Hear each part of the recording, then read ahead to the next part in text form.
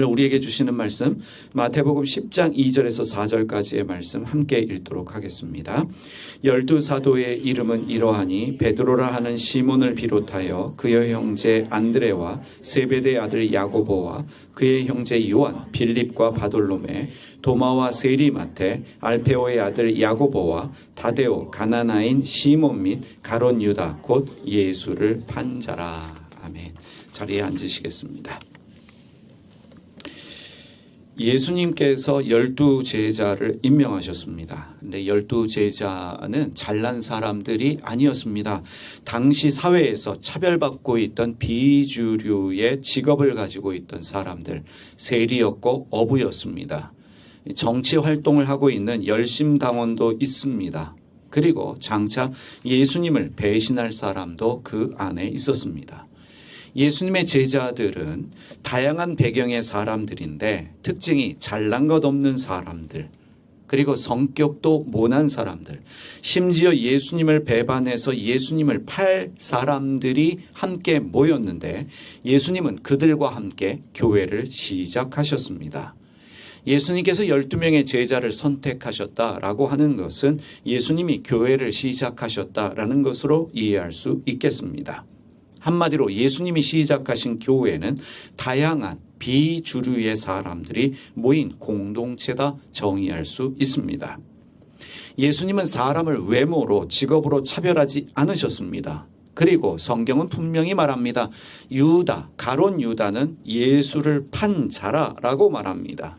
예수님은 그가 자신을 팔 자라는 걸 알고 계시면서도 그럼에도 불구하고 나를 배신할 자임에도 불구하고 그를 사랑하셨습니다. 기꺼이 배신을 당해 주셨습니다. 그것이 예수님이 가지신 마음이며 그 마음이 교회의 정체성이어야 합니다. 배신당할 줄 알면서 그 사람이 어떠한 사람인 줄 알면서도 품어주고 그를 친구라 말하며 함께 갈 수 있는 공동체가 교회입니다. 교회는 다양한 사람들, 비주류의 사람들이 주를 이루는 공동체라는 것을 예수님을 통해 알 수 있습니다. 예수님이 12제자를 택하시고 이들에게 능력을 주셨습니다. 예수께서 12제자를 가까이 부르시고 그들에게 더러운 영들을 제어하는 권능을 주시어 그것들을 쫓아내고 온갖 질병과 온갖 허약함을 고쳐주게 하셨다. 예수님께서 제자들에게 주신 능력입니다. 더러운 영을 제어하는 권능, 질병과 허약함을 고쳐주시는 능력을 주셨다 말씀하는데 이것은 제자들에게만 주신 능력이 아니라 오늘 우리에게도 주신 능력입니다. 교회에 주신 능력입니다. 우리 모두는 이러한 능력을 가지고 있습니다. 근데 예수님께서 이러한 능력을 주셨는데 이러한 능력을 주시고 제자들을 어디로 보내십니까? 능력받은 제자들이 어디로 가는지를 우리가 주목해야 합니다. 다시 말하면 교회는 예수님이 주신 능력을 가지고 어디로 가야 하는지를 우리가 깨달을 수 있어야 합니다. 여러분은 이방인들의 길로도 가지 말고 사마리아인들의 고을로도 들어가지 마시오. 오히려 이스라엘 가문의 잃은 양들에게로 가시오. 예수님이 제자들을 이스라엘 가문의 잃은 양들에게 가시오 라고 말씀하시며 그들에게 보내십니다. 능력받은 예수님의 제자들은 이방인들이 아니라 사마리아 사람들이 아니라 이스라엘 가문의 잃은 양들에게로 가야 합니다. 네, 여러분, 예수님이 말씀하신 이스라엘 가문의 잃어버린 양, 잃은 양은 예수님 안 믿는 사람, 교회 안 다니는 사람이 아니라 방황하고 있는 개인들이 아니라 당시 사회에서 종교 시스템 안에서 밀려난 자들을 말합니다. 사회에서 용납받지 못하고 있었던 비주류의 사람들, 종교에서 저 사람은 죄인이다, 불결하다 말하는 사람들입니다. 예수님 당시의 종교는 성전 중심의 종교로서 경건한 사람, 불경건한 사람, 정결한 사람, 부정한 사람으로 나누었습니다. 병든 사람들, 장애인들, 몸을 파는 여성들, 세리, 가난한 사람들, 이러한 사람들은 차별하고 소외시켰을 뿐만 아니라 죄인이다 라고 말하며 가까이 하기를 꺼려했습니다. 그들이 성전 안으로 들어오는 것도 실제로 막았습니다. 예수님이 그러한 사람들에게 제자들을 보내고 있습니다. 예수님은 그런 내부의 경계 밖에 있는 이들을 1차적인 회복의 대상으로 삼으셨고, 예수님의 제자들을 중심이 아니라 주변부에서 밀려난 사람들로 보내셨다는 것을 우리가 깨달아야 합니다. 다시 한번 말씀드립니다. 예수님이 제자들에게 가라고 말씀하신 이스라엘의 잃어버린 양들은 밀려난 사람들, 소외된 사람들, 차별된 사람들이었습니다. 그러면 이런 질문을 할 수 있겠지요. 왜 예수님께서는 제자들을 이방인과 사마리아인들이 아니라 이스라엘 가문의 잃은 양들에게로 먼저 보내시는가라는 질문입니다. 예수님은 제자들로 하여금 세상 보는 눈을 바꾸도록 훈련시키기 위해서 그들이 사람 보는 시선을 새롭게 가지도록 소위 영적 교육을 위해서 이스라엘 가문의 잃어버린 양들에게로 보내고 있다는 것을 우리가 깨달을 수 있습니다. 사람 보는 시선이 달라져야 예수님의 마음으로 세상을 볼 수 있습니다. 쉽게 말하면 예수님의 시선이 있을 때 예수님의 마음으로 이방인들과 사마리아인들을 대할 수 있다는 사실입니다.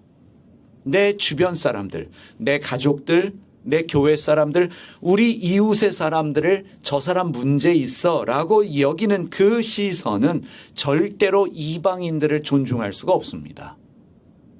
내 주변 사람을 차별하는데, 내 주변 사람을 무시하는데 그런 사람이 사마리아 사람들을 온전히 존중하고 품어낼 수 없다는 것입니다. 당시 유대인들과 같은 시각으로 이방인들, 사마리아인들을 대한다면 아무리 가서 복음을 전하고 아무리 예수님의 사랑을 말해도 그들의 시선은 우월적 시선입니다. 차별적 시선입니다. 그들을 향한 무시하는 마음을 가지고 그들을 대할 수밖에 없다는 것입니다. 너희는 택함 받지 못했는데 나는 택함 받아서 너희에게 복음을 전하니 너희는 나의 말을 들어야 한다라는 우월적 시선. 너희는 틀렸고 나는 옳다. 그들을 무시하는 마음을 가지고도 사역을 할 수 있습니다. 복음을 전할 수 있습니다. 그것이 오만이고 위선이 될 수 있다는 것입니다. 여러분, 이런 거예요. 나 아프리카 싫어. 그런 사람도 얼마든지 아프리카에 가서 복음 전할 수 있어요. 어떤 마음으로요? 이들은 바뀌어야 돼. 이들은 미개해. 이들은 무식해. 그래서 복음이 필요해. 라는 마음으로 복음을 전할 수도 있다는 것입니다. 이방인에게 가기 전에, 사마리아 사람들에게 가기 전에 먼저 공동체 내부에 있는 비주류의 사람들, 소외된 사람들에 대한 나의 태도와 시선이 달라져야만 합니다. 그것을 위해서 예수님은 제자들을 이스라엘 집에 잃어버린 양들에게로 보내시는 것입니다. 과거 미국의 선교사들이 하나님의 사랑을 전하겠다라고 말하며 조선으로 왔지만 사실 그들 내면에 있었던 차별적인 구조와, 이런 표현 쓰겠습니다, 제국주의 시선은 그들의 선교 방식에 그대로 담겨 있었습니다. 오늘 조금 비판적으로 말해 보겠습니다. 19세기 미국은요, 여전히 교회가 노예 제도를 지지하고 있었습니다. 흑인들은 저주받아서 노예로 살 수밖에 없다. 그게 하나님의 뜻이다. 물론 흑인들도 교회에 갈 수 있고 교회에 올 수 있습니다. 흑인들을 딴 자리로, 그들만 앉는 자리로 배제하고 백인의 자리를 만들고 흑인의 자리를 만들어서 흑인을 차별했습니다. 이런 흑인 차별적인 정책을 가지고 있었던 교단들이 남장로교, 남침례교입니다. 이러한 교단들이 대표적인데 그들이 자국의 노예들, 흑인들을 차별하면서 여성을 차별하면서 그것이 하나님의 뜻이라고 믿는 사람들이 조선에 와서 하나님의 사랑을 이야기합니다. 여러분 어떻게 생각하십니까? 흑인을 차별하면서 여성을 차별하면서 그런 시각을 가지고 조선에 와서 복음을 전한다는 사실 그 자체가 모순입니다. 그들은 자국의 흑인 여성들을 차별하고 있었고 그런 시선을 가지고 예수님의 복음을 전하러 조선에 왔는데 조선을 바라보는 시각이 어떠했겠습니까? 한국 조선 사람들은 불결에 선교사들끼리 따로 모여 살았습니다. 가마를 타고 다니면서 사람을 고용해서 하인을 고용하고 종을 고용해서 그들을 데리고 다니며 자국의 노예가 있었던 것처럼 노예같이 부리는 일도 있었고 한국의 문화는 미개하기 때문에 조선의 문화는 미개하기 때문에 바꾸어야만 한다라는 생각이 있었던 것도 사실입니다. 조선인들 구원받아야 될 대상이지요. 그러나 한국의 고유한 문화조차도 구원받아야 될 야만성으로 선교의 장애물로 보았습니다. 유교, 제사, 한복, 전통의례, 심지어 우리의 언어까지도 많은 선교사들은 개종 이전에 미신으로 간주했습니다. 그래야 한국적 문화를 바꾸어야만 사람들에게 믿음이 생긴다라고 믿었는데 여러분 제3자의 입장으로 보면 그것은 존중이 아니라 무시였습니다. 우리의 문화가 우월하고 너희보다 낫다. 우리는 하나님 때문에 복받았기 때문에 너희도 우리를 따라야 라고 말하며 소위 서구의 문화를 따르도록 서구의 기독교를 따르도록 요구했는데 그것은 배려가 아닌 차별이 되었습니다. 그래서 한국 교회를 보십시오. 다 서양 따라서 서양식 교회 건축을 합니다. 의복도 서양식으로 바뀌었습니다. 예배 형식도 서구의 예배 형태를 그대로 모방했고 그래서 교회 다니는 사람들은 우리 문화에 대한 그 자긍심을 잃어버렸습니다. 신앙적 자긍심. 하나님이 대한민국을 택하시고 대한민국에 고유한 문화를 주셨다라고 하는 이런 신앙적 자긍심이 사실 우리에게 없습니다. 신앙이 마치 이렇게 이해되어졌습니다. 개화된 서구인처럼 살아야 하는 것이 신앙의 삶의 방식으로 오해된 것이 사실입니다. 물론 좋은 일들 많이 했습니다. 학교를 세우고 병원을 세웠습니다. 여성 교육과 의료를 지원했지만 동시에 여러분 미국의 보수 기독교는요. 여성을 차별하는 것이 있습니다. 지금까지도 있어요. 제가 나온 신학교의 교단은 지금까지도 여자는 설교학 수업을 못 듣게 돼 있습니다. 설교학을 3학기 듣는데 아무리 신학을 전공해도 설교학을 여자에게 허락하지 않습니다. 어떻게 생각하십니까? 목사가 당연히 될 수도 없지요. 가정 안에서 여성을 복종의 대상으로 삼는 미국의 보수적 교리를 그대로 한국 사람들에게 가르쳤습니다. 아내는 남편에게 순종하라, 복종하라 라는 이 구절이 남성 중심적 해석이 되어서 그렇게 반복적으로 우리에게 교육되었고 결과적으로 조선의 가부장제가 신앙적 정당성을 얻게 되면서 여성 차별은 더 강화될 수밖에 없었습니다. 여성의 리더십을 허락하지 않았어요. 그래서 여성은 복음을 들었지만 자유가 아니라 오히려 기독교적 억압에 순응하게 되었습니다. 지금까지는 유교적 억압에 순응했다면 복음이 들어와서는 기독교적 억압에 순응하는 삶을 살았던 것입니다. 왜 그렇습니까? 내 공동체 안에 노예와 여성들을 향한 하나님의 마음, 예수님의 마음을 갖지 않으면 사마리아 땅을 가던 아프리카 땅을 가던 그 시선이 바뀌지 않는 한 존중과 배려는 불가능합니다. 여러분, 우리의 제사 문화가 우상 숭배가 되었습니다. 여러분, 그것은 돌아가신 분에 대한 예의입니다. 존중입니다.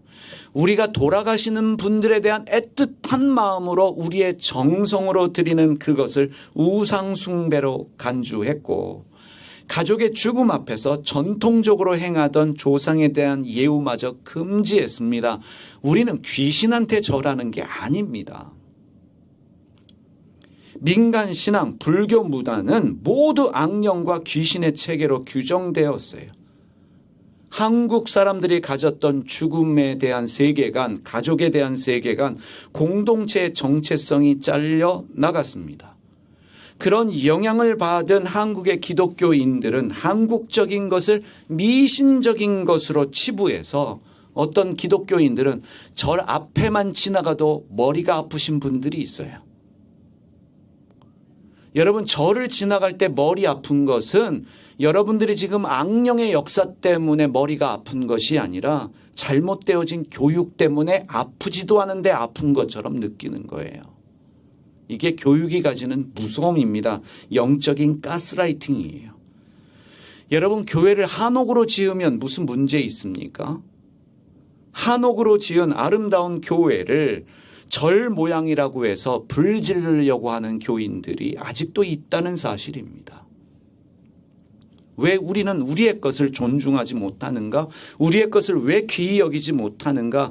그 뿌리를 우리가 볼 수 있어야 합니다. 우월한 마음이 낮아진 마음이 되지 않으면, 차별하는 마음이 포용하는 마음이 되지 않으면, 여러분, 종교라고 하는 것은 다른 일을 지배하는 종교적 식민화가 될 수밖에 없습니다. 유럽의 선교사들이 복음 전하러 아프리카 갔어요. 뭐 했습니까? 아프리카 흑인들을 노예로 삼았고 노예 무역에 앞장섰다는 사실을 우리가 알아야 합니다. 아프리카 사람들의 문화, 아프리카 사람들에 대한 존중이 없이 무조건 우리가 말하는 예수님만 믿어라. 이것이 우리가 왜 예수님이 먼저 제자들을 이스라엘 공동체 안에 잃어버린 양들에게 보내시는지를 깨달아야 할 중요한 부분입니다. 여러분, 나의 시선이 우월적이 되고 지배적이 될 때 복음은 폭력이 되어집니다. 제가 예전에 방글라데시에 가서 일주일 동안 강의했던 적이 있습니다. 방글라데시 분들을 위한 일주일 동안 강의였는데 영어로 일주일 동안 강의했고 제 통역을 방글라데시 정부의 차관을 지내시는 분이 겸손하게 통역을 해 주셨어요. 저를 존중해 주셨고 저를 잘 극진히 대접하면서 일주일 동안 강의를 했는데 일주일 동안 단 한 번도 한국 음식을 먹지 않고 일주일 동안 그분들과 아침, 점심, 저녁을 커리로 해결을 했습니다. 아시겠지만 접시 위에 노란 밥알, 날아가는 밥알과 생선 한 조각, 그것도 가난한 방글라데시 사람들에게는 고급이에요. 수저, 젓가락 없습니다. 손으로 먹어요. 여러분, 손으로 먹고 있지만 제가 방글라데시를 여러 번 갔었는데 처음에 갈 때는 어떤 마음이었냐면 어린 마음에 웃고 있지만 한국말로 뭐라고 했는지 아십니까? 못 듣는다고 더러워. 불결하게 어떻게 손으로 먹니? 또 다른 손으로는 화장실용이라며? 라고 하면서 웃고 있지만 그들을 철저히 무시하면서 그들의 음식을 먹고 있는 사람이 예수님의 사랑을 얘기하고 복음을 이야기한다고 그것이 능력이 되겠습니까? 근데 그때는 정말 열심히 맛있게 그들의 문화를 존중하며 먹었습니다. 그러면서 한국 음식이 안 그리웠겠습니까? 금요일 날 강의 다 끝나고 한국 선교사님이 너무 수고하셨습니다. 우리 집에 오셔서 맛있는 김치찌개 식사하세요. 그래서 그 집에 가서 식사를 하려고 앉았는데 선교사님 댁을 누가 문을 두드리더니 하시는 말씀이 열어드렸죠. 저의 강의를 들었던 방글라데시 분들이 커리와 생선을 들고 오셔서 저분은 우리 음식을 너무 좋아하세요. 드시라고 또 가져왔어요. 먹어야지요. 한국에 가면 어차피 한국 음식은 먹을 수밖에 없어요. 저는 이해가 안 되는 분들이 여행 가서 꼭 한국 음식 찾는 분들이 있어요. 오죽하면 스위스 융프라우에서 컵라면을 팔겠습니까? 싸지도 않아요. 비싼데 왜 굳이 스위스 가서 컵라면까지 먹는지는 잘 모르겠지만 무슨 얘기하는지 아시겠지요. 여러분들 DTS를 하고 선교단체 훈련 받으면서 아우리치하며 타 문화권에 갔을 때 여러분이 보였던 반응들을 솔직하게 돌아보십시오. 타 문화에 대한 우월성을 내 문화에 대한 우월성으로 타 문화를 무시하는 일들이 우리에게 종종 있습니다. 우리의 예수님의 시선이 회복되지 않으면, 열려있지 않으면 우리가 전하는 복음은 지배가 되고 폭력이 됩니다. 예수님의 시선을 가질 때 우리의 복음은 환대가 된다는 것입니다. 오늘날 교회는요, 외국 나가서 예수님 사랑 전하기 전에, 선교하기 전에, 예수님을 말하기 전에 우리 자신의 시선부터 살펴야 합니다. 여러분, 일본에 가서 예수님이 당신들 사랑합니다 라고 말하지만 저는 위선이라고 생각합니다. 감히요. 여전히 우리는 일본에 대한 무시가 있고 일본에 대한 불만과 미움이 가득 차 있는데, 그리고 우리 공동체 안에서 차별하는 사람들이 많은데, 무시하는 사람들이 많은데, 우리 교회 안에서조차도 내가 꺼려하는 사람이 있는데 가서 예수님께서 일본 사람 당신들을 사랑합니다. 예수님이 당신들 위해 십자가에 죽으셨습니다. 위선 아니겠습니까? 나에게 있는 편견과 차별적 시선, 타인의 문화와 가치관을 무시하는 우월적 사고가 나에게는 없는지 나의 내면을 먼저 성찰해야 합니다. 교회 공동체 안에 있는 사람들, 여러분 잘 보세요. 마음에 드는지 않는 사람이 있으면 돌아가면서 집에 운전하고 가면서 저 사람은 왜 저래? 라고 하지 않습니까? 왜 저런데? 그렇게 비판하고 판단하는 내가 여러분 아프리카에 가서 여러분들을 주님이 사랑하십니다. 위선 아니겠어요? 여전히 이방인들 사마리아 사람들은 개다라는 생각을 가지고 있는데 그들에게 가서 예수님이 당신을 사랑합니다 라고 말하는 것은 종교적 위선과 오만입니다. 내 주변 사람들에 대한 편견과 차별이 없을 때 다른 문화를 존중하고 그들을 진정한 예수님의 사랑으로 섬길 수 있습니다.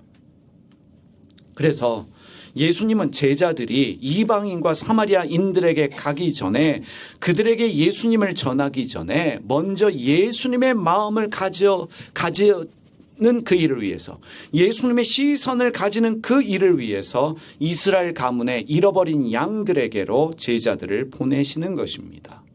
낮아지고 겸손해야 사람에 대한 우월적 시선, 편견과 차별적 시선이 없을 때 타종교인이라고 말하는 이방인들과 사마리아 사람들도 존중하고 품을 수 있기 때문에, 섬길 수 있기 때문에 그렇습니다.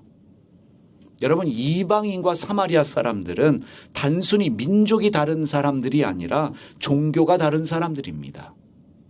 이방인들에게 간다라고 하는 것은, 사마리아 사람들에게 간다라고 하는 것은 종교적 장벽을 뛰어넘는 일입니다. 예수님이 어디서부터 시작하셨습니까? 바로 우리 안에 있는 소외된 사람들입니다.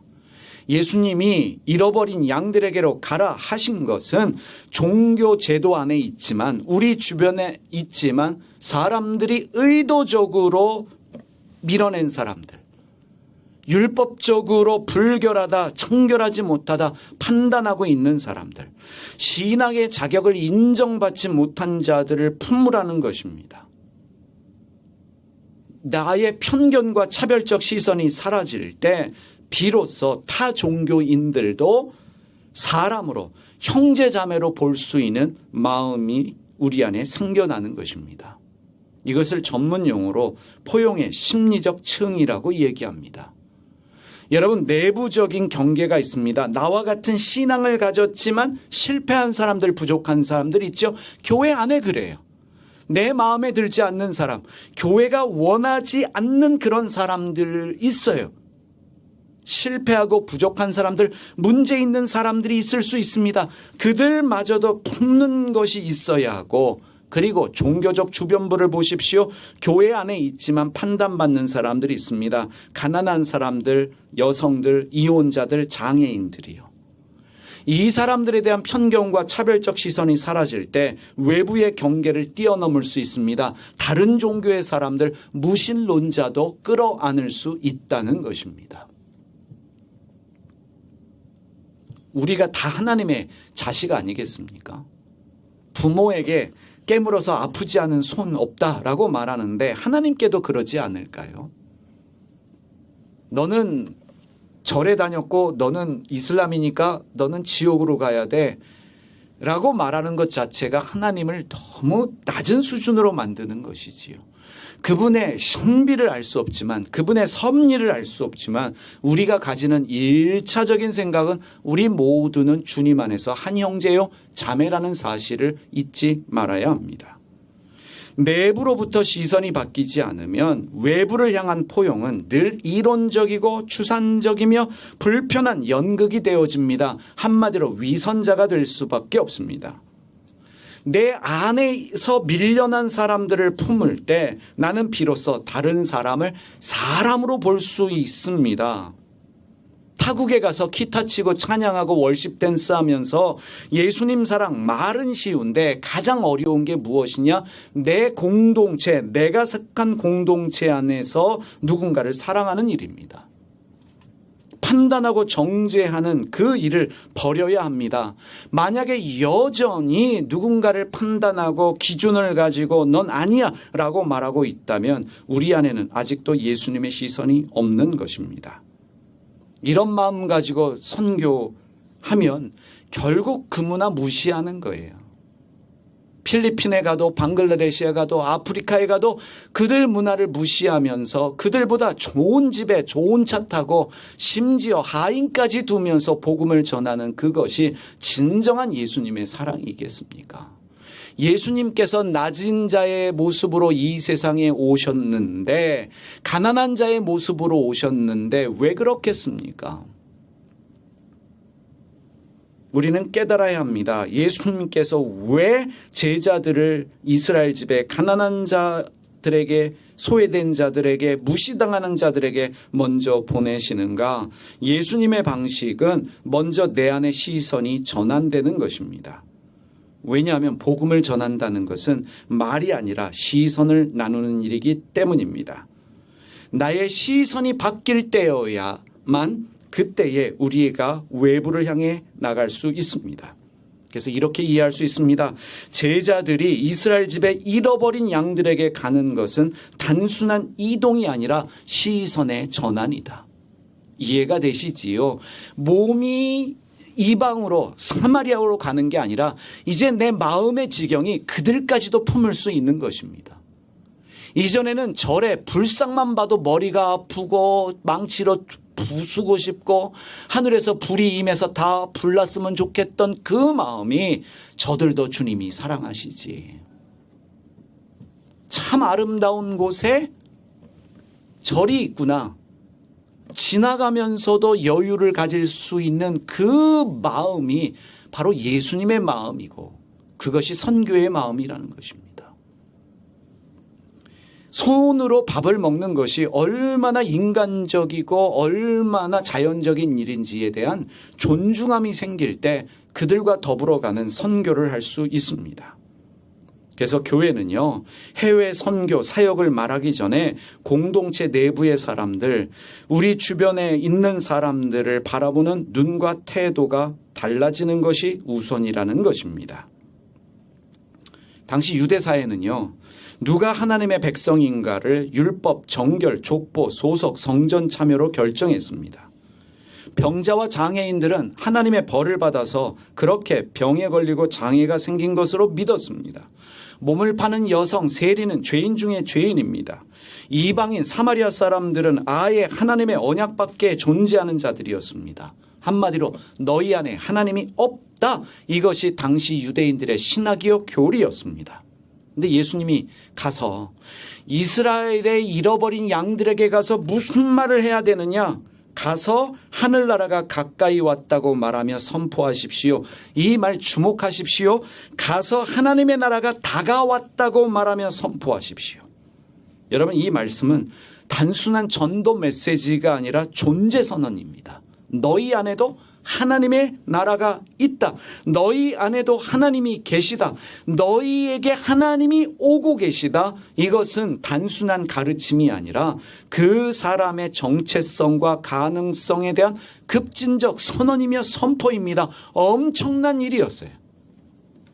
하나님의 나라가 병자들, 가난한 자들, 장애인들, 세리와 몸 파는 여성들 안에도 있다는 말입니다. 아무도 그렇게 믿지를 않았어요.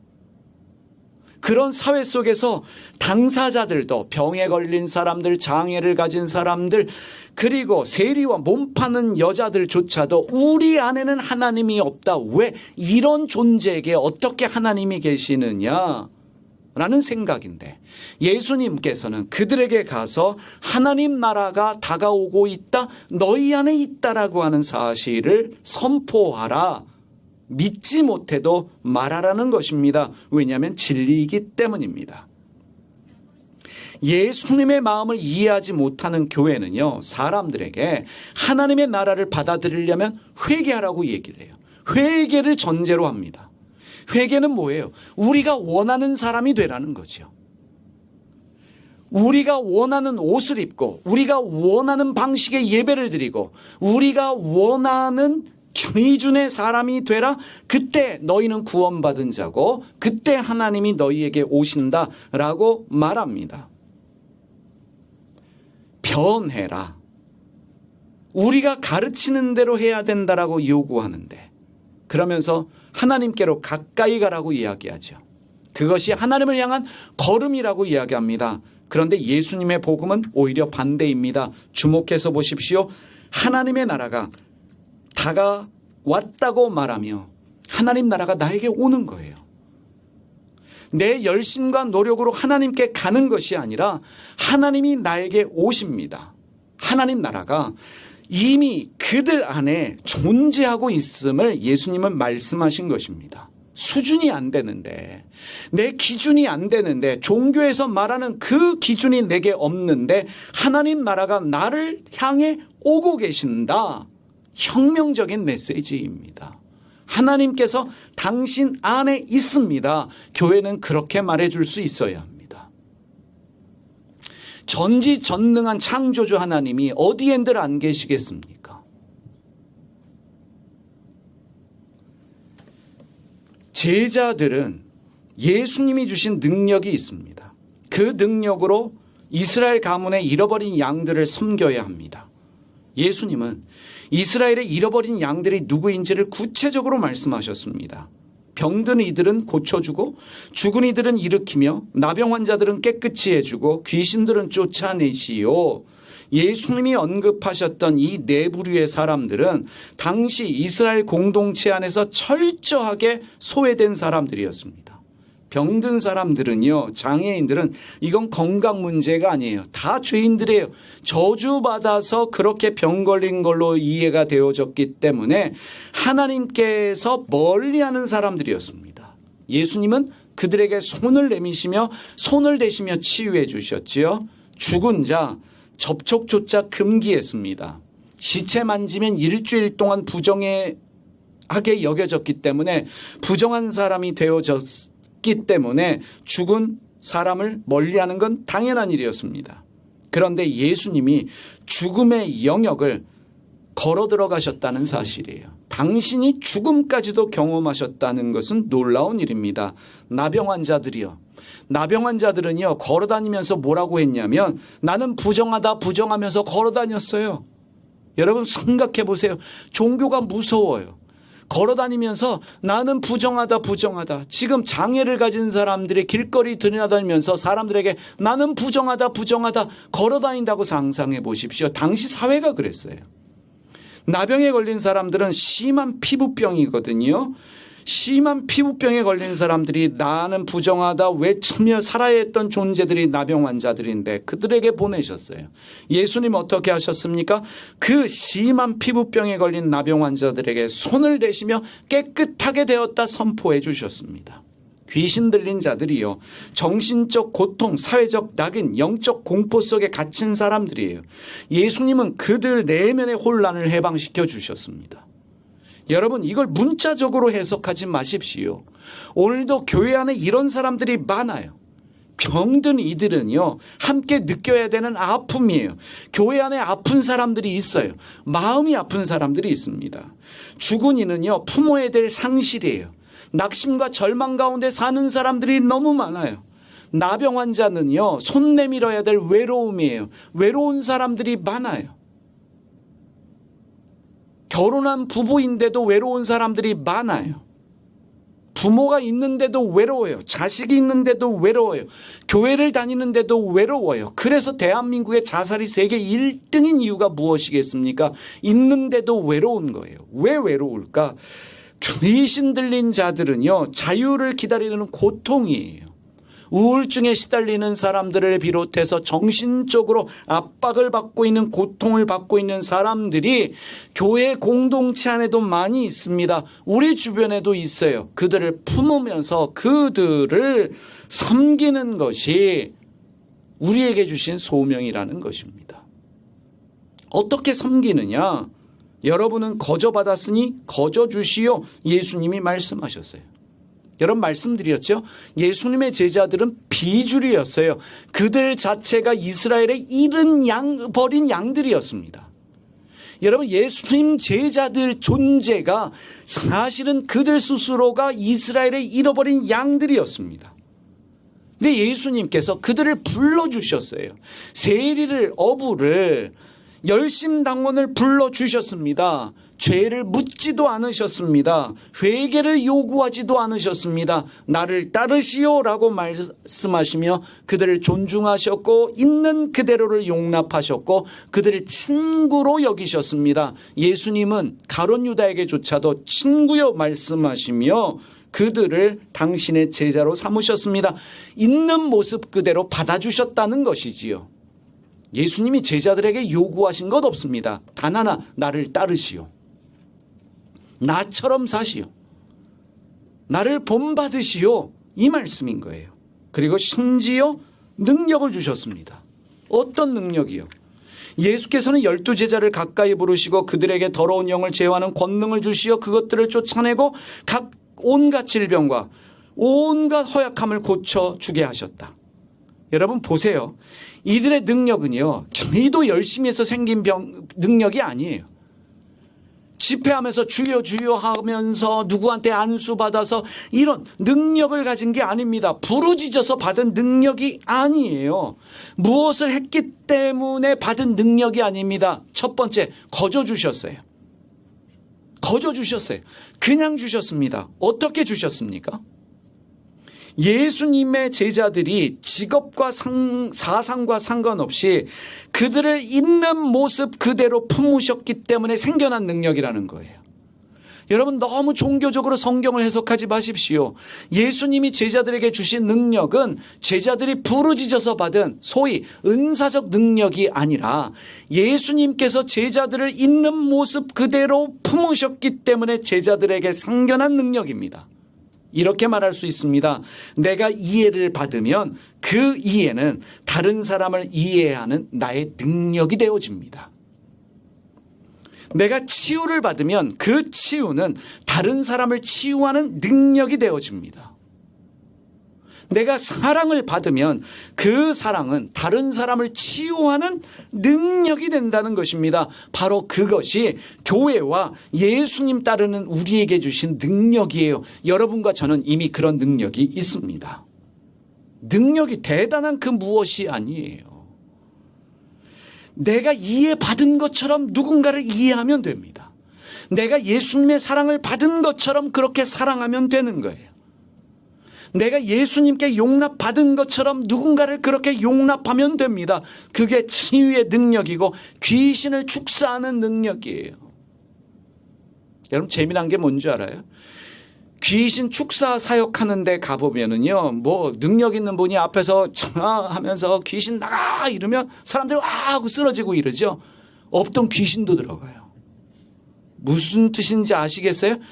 귀신 들어가지도 않는데 뭔가 체험하고 싶으니까 없던 귀신도 내 안에 생겨나가지고 그런 영적인 집회에 가면 나도 모르게 그런 사람이 돼요. 여러분 기도받으면 뒤로 쓰러지는 거 경험해 보신 분들이 있을 거예요. 저도 예전에 집회하면서 많이 쓰러뜨렸고 쓰러져 봐도 봤어요. 근데 사실 돌아보면 제가 쓰러졌던 이유는 있어요. 안 쓰러지면 뭔가 교만한 사람 같아가지고 뒤에서 받쳐주고 뭐 다 하니까. 미국에서요. 미국도 이런 집회 많이 해요. 미국 사람들 집회가 열리는데 그 능력 있는 분인가 봐요. 그분이 이러면 다 뒤로 쓰러져요. 한 2,000명 정도 모였는데 다 쓰러져서 소위 말하는 임재 가운데 들어갔는데 한 사람만 곳곳이 서 있었어요. 동양 여자였어요. 나중에 보니까 한국 여자예요. 그분만이 유일하게 서서 있었어요. 이분을 쓰러뜨리기 위해서 여러 사람이 달려들었습니다. 왜냐하면 이 여자마저도 쓰러져야만 집회가 완성되는데 동양 여자가 꼿꼿하게 서서 누가 와서 기도해도 쓰러지질 않아요. 쓰러뜨리기 위해서 미는 일도 있어요. 근데 다리에 힘주고 스쿼트를 많이 했나 봐요. 나중에 한 말이 있어요. 나는 내 의지를 빼앗기고 싶지 않았다. 정말 무언가에 의해서 내가 쓰러지는 거라면 내가 지금 힘주고 있는 이 힘마저도 없애고 나를 쓰러뜨려야 되는데 내가 보니까 지금 사람들은 다 분위기에 휩쓰여서 뭔지도 모르고 다 쓰러지더라. 여러분 능력은 예수님께서 말씀하신 능력은 장풍이 아닙니다. 귀신 나가 그러면 와 이게 아니에요. 정말 귀신이 무서워하는 게 뭐겠습니까? 사랑이에요.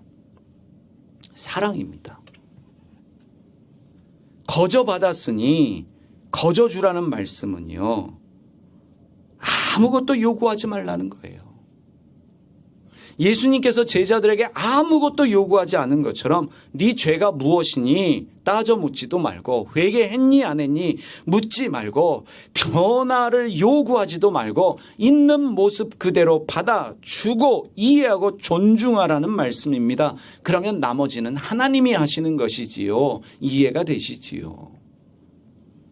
예수님의 제자인 우리는요. 오늘 말씀을 통해서 내가 잃어버린 양이었구나라는 사실을 잊지 말아야 하고 예수를 몰랐던 이방인이라서가 아니라 사람 취급받지 못하고 가난과 질병과 죄의 이름으로 세상에서 밀려났던 존재였는데 바로 우리가 쇠리였고 우리가 비천한 어부였고 몸을 팔아야만 했던 여자였고 나병 환자였고 외면받던 자였는데 그런 우리를 예수님께서 묻지도 않고 따지지도 않고 조건 없이 받아주셨습니다. 그것이 여러분이 믿는 예수님이라면 그것이 여러분이 믿는 기독교 신앙인이라면 내가 아무것도 하지 않았는데 나 같은 죄인을 살리신 주님의 은혜가 정말로 여러분의 믿음이라면 우리 또한 그러할 수 있어야 합니다. 당신이 어떤 사람이든 어떤 문제가 있든 예수님께서 나에게 그렇게 하셨던 것처럼 나도 당신을 품겠습니다. 당신을 이해하겠습니다. 나는 당신을 존중하겠습니다. 이런 마음이 있어야 합니다. 예수님의 시선이 우리에게 있을 때 우리는 누구도 미워할 수 없습니다. 누구도 정죄하지 않습니다. 왜냐하면 우리는 그럴 자격이 없기 때문에 그렇습니다. 여러분 선교가 무엇입니까? 회개를 강요하는 대신에 함께 울고 함께 있어주는 사람, 이것입니다. 사랑은 언제나 온유하다라고 말합니다. 예수님처럼 말 없이 그냥 안아줄 수 있을 때 하나님이 당신 안에 있습니다. 그 말 한마디면 충분합니다. 그러면 나도 변하고 그 사람도 변하고 세상도 달라지고 있습니다. 선교는 그렇게 말하는데 전쟁이 끝이지 않는 이유, 오히려 하나님의 이름으로 전쟁하고 있는 이 현실이 왜 그럴까? 예수님의 시선이 없기 때문입니다. 믿는 것도 중요하겠지만 정말 중요한 것은 차별하지 않는 그 시선, 품어내는 그 시선, 예수님의 시선이 필요합니다. 그래서 여러분, 잃어버린 양이 누구겠습니까? 우리 집에 지금 게임하고 있는 아들들입니다. 제가 아들들이라고 말하는 이유는 우리 교회 분들은 거의 아들 둘씩들을 낳으셨기 때문에 그들이 잃어버린 양이에요. 있는 모습 그대로 품어주시고 용납하시고. 잃어버린 양이 누구겠습니까? 왼수 있지요. 우리가 사랑해가 왼수가 되는 뭐 남편이 될 수도 있고 아내가 될 수도 있고 거기서부터 시작하는 것입니다. 그리고 교회 안에서도 어느 누구도 행동 때문에 그 사람 복장 때문에 생각 때문에 차별하지 않고 편견 없이 대할 수 있다면 이미 우리는 예수님의 시선을 가지고 움직일 수 있습니다. 그 다음에 우리가 방글라데시도 가고 네팔도 갈 수 있다라고 저는 믿습니다. 기도하겠습니다. 예수님께서는 중심이 아니라 언제나 주변으로 가셨습니다. 종교 제도로부터 밀려난 사람들, 세상이 죄인이라 부르는 이들, 병들고 외면당한 사람들, 그 잃어버린 양들에게로 먼저 다가가셨습니다.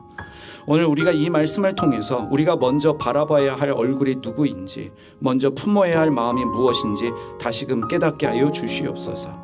우리의 우월적 마음이 낮아지게 하여 주시고 사람을 외모로 또 문화로 피부 색깔로 함부로 판단하지 않게 하여 주시고 타인의 아픔에 무감각하지 않게 하여 주시옵소서. 나와 다른 그 사람의 삶을 상상할 수 있는 마음을 주시옵소서. 우리의 시선이 주님의 시선을 담게 하여 주시고 우리의 발걸음이 주님의 발걸음을 따라가게 하여 주시옵소서. 우리가 받은 사랑과 이해를 아낌없이 흘려보내게 하여 주시고 우리 교회가 잃어버린 양을 품을 수 있는 아름다운 공간이 되게 하여 주시고 우리 스스로가 잃어버린 양이었음을 잊지 않게 하여 주시옵소서. 이러한 기억으로 항상 우리 교회가 겸손함이 있게 하여 주시고 그 겸손함으로 교회가 따뜻해지며 그 겸손함과 따뜻함으로 누군가의 상처를 감싸 안을 수 있는 엄마의 품과 같은 교회와 또 교인들이 되게 하여 주시옵소서. 예수님의 이름으로 기도드립니다.